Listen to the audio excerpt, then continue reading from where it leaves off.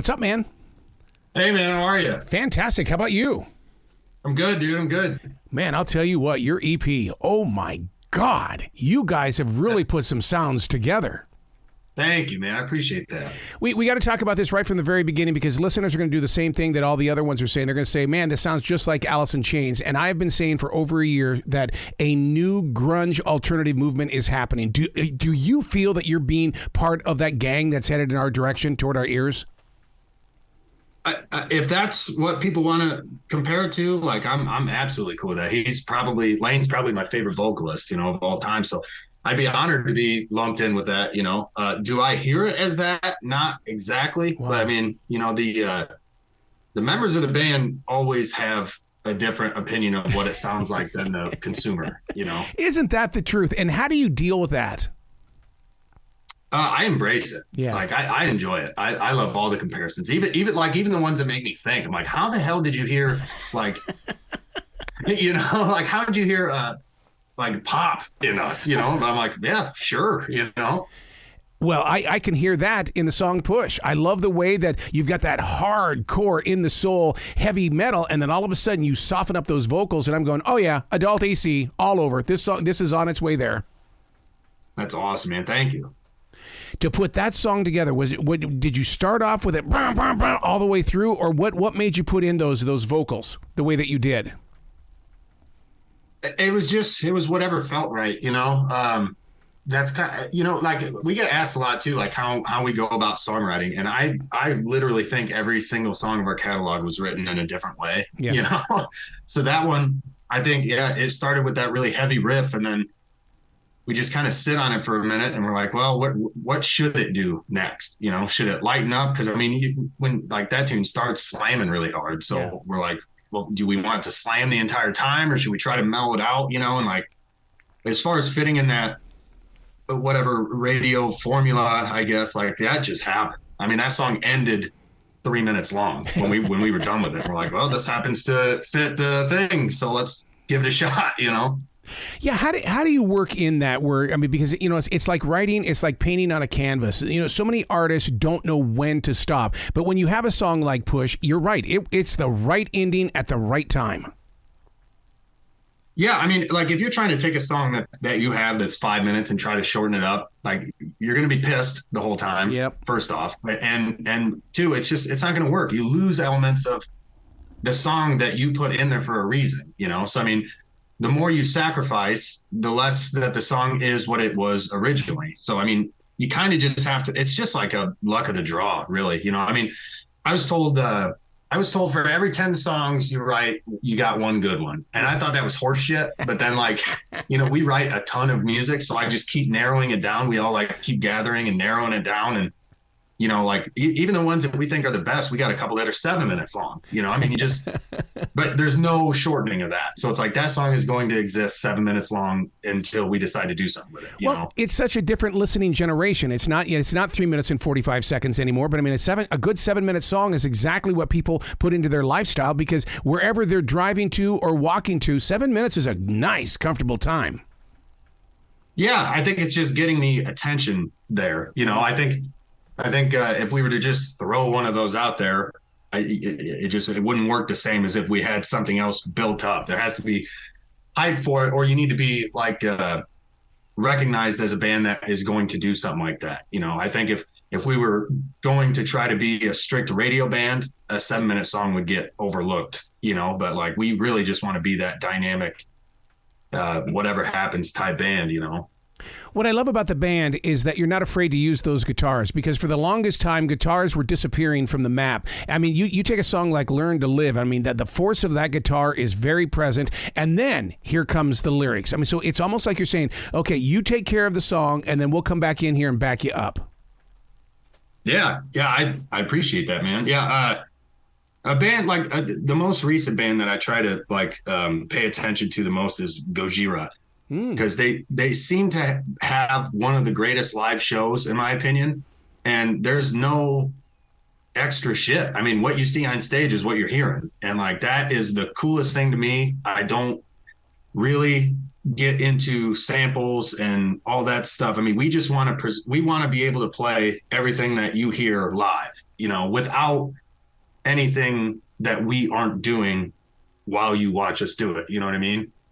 Heading out to Vegas to work with Chris, what was that experience like?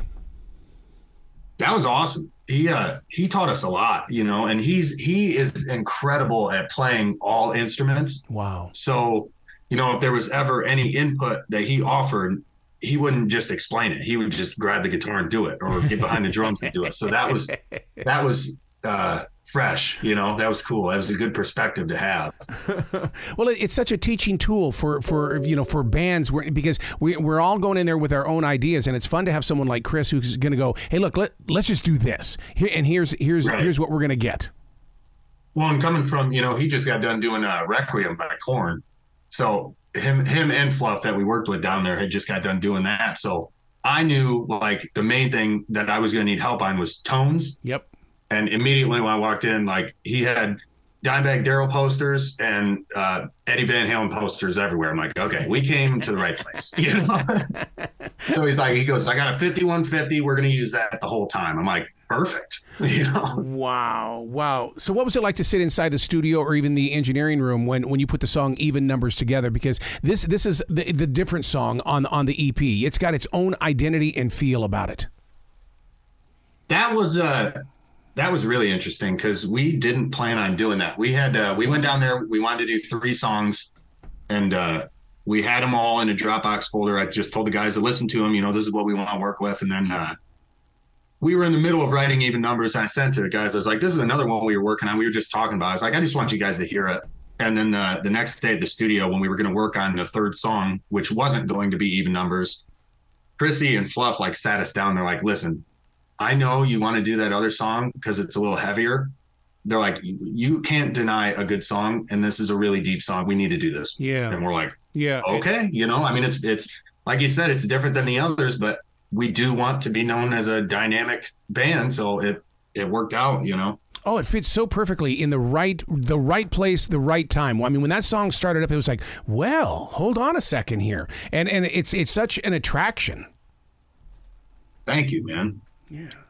Taking this EP out on the road, have you been working it already, or is it something that you're going to start putting into the performance?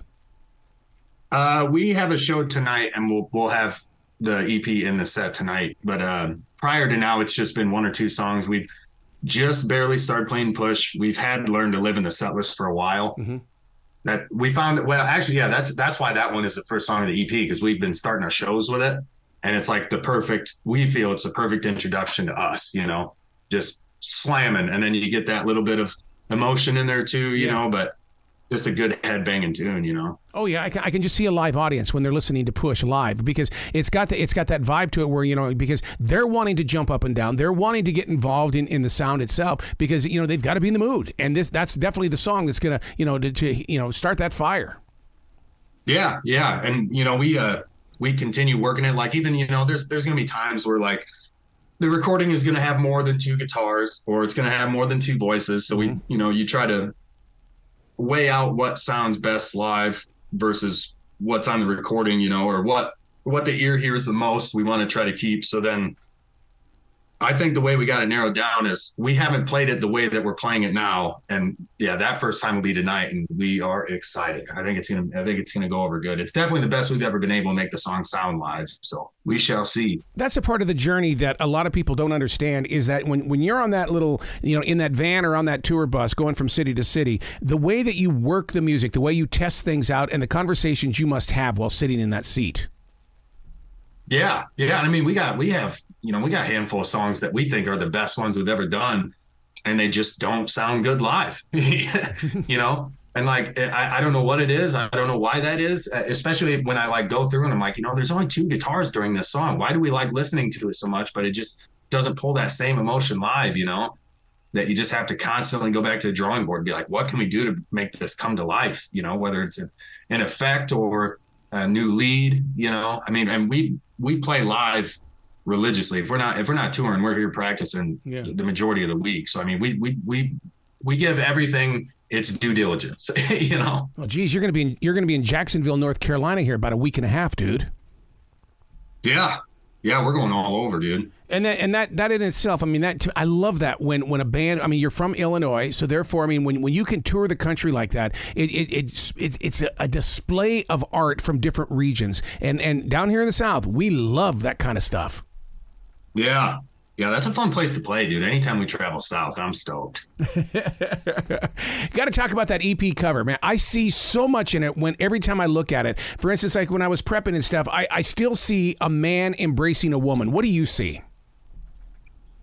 It's initially the concept was supposed to be like, personally, I have an issue whenever there's a person on an album cover. Yeah. And, you know, just because I think it's easy, and I know it's been done, and a lot of them have been unbelievable, but it's so common, you know? So like Imperative, we had it was a fake, it was like the thing at the stores that you put a shirt on to sell them, you know, like what do you call it? A mannequin. Yeah. And I was like, you know, maybe that'll disassociate an actual person from it. So we kind of wanted to do the same with this, being that it's like more artistic. It's not an actual picture of somebody, but we wanted like the idea of like, you know, like blues being the calm and red being the evil, and like kind of being overtaken by this negative thing, you know? So it's, I mean, any interpretation of it is great. And I like to keep even lyrics, but art included, vague enough to where you can get what we're getting at, but you make your completely own assumption as to what it actually is, you know? Yeah. So what goes up first, the stage, or do you put up the merch table first? Oh man, I guess it just depends on how much time we have. Yeah. Or like how much beer they give us ahead of time. Because if they're giving us beer, we're going to the bar first. So true. Yeah, because I mean that's the one thing that I'm learning is that one of the big things that has got to happen is that connection to buy the merchandise, and that's what I really want listeners to pay attention to, because you can go to the show, but you're going to have to bring something back from the show so that you can continue supporting the band. Yeah, and like that's something we've really dabbled in lately, is trying to explore merchandise options, you know, like it's so hard to think outside the box because everybody is doing this, you know. I mean, there's so many bands out there with so much merch, but like I think the only thing that personally I think kind of maybe separates our stuff is like we try to keep it very blue collar oriented, because that's who we are as people, you know. I mean, like what I wear on stage is what I wear to when I'm working, like when I'm being a mechanic. So we try to keep the shirts in that same realm. You know, we try to, like, we got keychains made, but they're steel, you know, they're like heavy duty. We just don't like cheap shit. Yeah. Yeah. Yeah. And hopefully that shows through somewhat, you know, I don't know. Well, that's that subliminal message. That means, hey, these guys aren't screwing around. Right. Yeah. The cuts on our hands are real. You know, it's not makeup. Yeah, if being a mechanic, I mean, how the hell are you protecting those hands? Because every time I get my hands near an engine, I'm always banging and dinging those things up. Bro, I am not, man. I'm not taking care of them. I got a journeyman's card as a tool and die maker.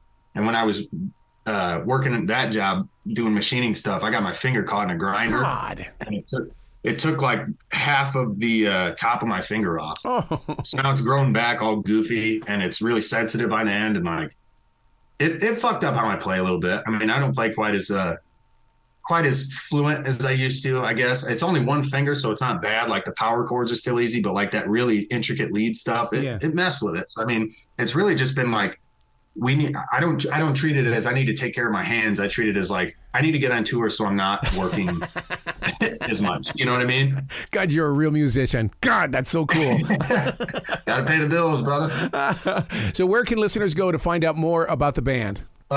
Anywhere. Anywhere online. We're on everything. We got our own website, Alborn Music. That's where we focus most of our attention on. What led you to the name Alborn? What happened there? Because I mean, you could have gone in any direction, and that one right there, because it sticks out. I've in all my years of radio, I've never seen one until now. Well, that was part of it. I wanted something that was original, but when I was in high school, I had one of them like cheap iPod shuffle things, you know. Yeah. And I was sitting next to a buddy, and he was listening to it. He goes, "What the hell is this folder?" I was like, "That's my demos." He's like, "Justin Taylor?" I'm like, "Yep, that's my name. That's what I'm." He's like, "So you just listen to yourself a bunch?" And like, made me feel shitty about it. And I was like, okay, so clearly I need to get some kind of alias or band name or something. And that same week, a teacher, Mr. Alborn, got fired for, I think he was, I don't know, I don't even know the story, but he got fired. And I was like, well, maybe this will get like some attention from the people in school. And it's an easy name, you know, that is 2 syllables, 6 letters. I'm like, nice and short. Yep. So I just named it Alborn, kind of like a Leonard Skinner type scenario, I guess, you know? Absolutely. I love it. Dude, you got to come back to this show anytime in the future. And when you pull that bus into Charlotte, we got to get together for some Southern barbecue. I would love that, dude. Yeah, show me some of them Southern beers, man. Oh my God! You know what? You're gonna have when you get into Jacksonville. You've got to make sure that you get some of these Southern beers, especially this thing called Juicy J, which is just tearing up this state. Okay. And I mean, we have gotten to the point now with local beers are just, I mean, they're showing up with the breweries are showing up in grocery stores doing samples and stuff, and people are just eating that stuff up left and right. Dude, I would probably get stuck at a grocery store just trying things. I'm down. Juicy J. I'm gonna remember that. Oh, man. Yeah, you got to do it because, I mean, that really is the thing that everybody's doing. And then they just introduced a second brand, which is Double Juicy J, which is double IPA. Oh, my God. People are just flocking to it. That's our thing, man. That's Alborn's thing is the IPAs. We love those. Well, man, come back anytime. The door is always going to be open for you. Awesome. I appreciate it. It was great talking to you, man. Well, you be brilliant, okay? We'll try.